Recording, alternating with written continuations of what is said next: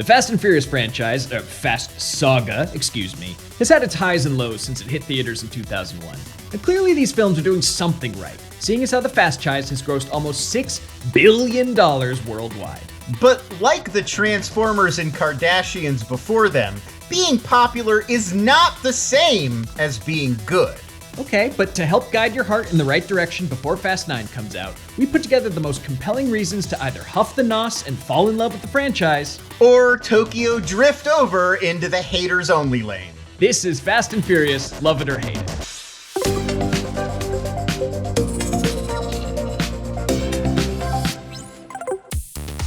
Okay, first off, the following cannot be denied. This cast has great chemistry. You get the sense they're actually a tight-knit crew in real life. So much so that adding on huge stars like The Rock or Statham only adds to the ensemble rather than overshadowing the rest of them. In what other franchise does The Rock get as much screen time as Tyrese? Thank you. They do appear to get along on camera, sure, but that's just movie magic. You can't go one sequel without them Instagram fighting each other, or whatever the hell is going on with Tyrese. And every time they hang out in real life, it looks like a hostage video. Hey, families don't always get along, and every family has a Tyrese. But when you're a member of the Fast team, you're family for life. That's a really nice dynamic to watch play out. These characters actually mean something to each other, especially in the last 4 movies. All that family talk in the films is just lip service. Saying family out loud doesn't make them about a family any more than Vin saying Groot makes the MCU about a tree monster. I am Groot. You know who was part of the family? Han. And Jason Statham blew his ass up. Then like 1 movie later, he's a member of the family. What sort of dysfunctional dynamic is that? It's a complex timeline. That's a nice way of saying the timeline is completely f***ed. All right, I've got one. The first movie is almost a shot-for-shot remake of Point Break, just with street racing swapped in for surfing. If you think that's a bad thing, then you are clearly not a man or woman of culture, because Point Break is a perfect film. Perfect. Sure. Definitely. Alright, every movie builds on the craziness of the last movie. Oh, you like the tank fight last time? Boom, now there's a submarine. If we keep supporting these films, there is a decent chance we see Tyrese fight a spaceship. Don't you want to see Tyrese fight a spaceship? Yeah, the craziness doesn't even come in until late in the series. Like, Fast 5 is where it starts to get over the top. And if you're a fan of actual street racing, then Fast 5 is where it ditches what you liked about the series in the first place. It's lose-lose. It's win-win.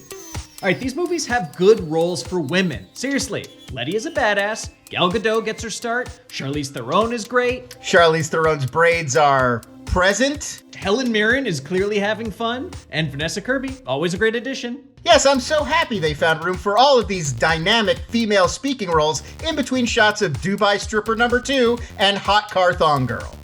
Okay, the character names are great too, like Deckard Shaw or Cypher, or how about Vin Diesel? It's like that guy was born to star in a car movie. His real name is Mark Sinclair. Mark Sinclair, earnestly cares about this franchise and it shows. These movies are just the ones he has to do to get more Riddick films made. And Vin earnestly cares about everything. Look how much he cares about Street Sharks. Rocky Balboa action.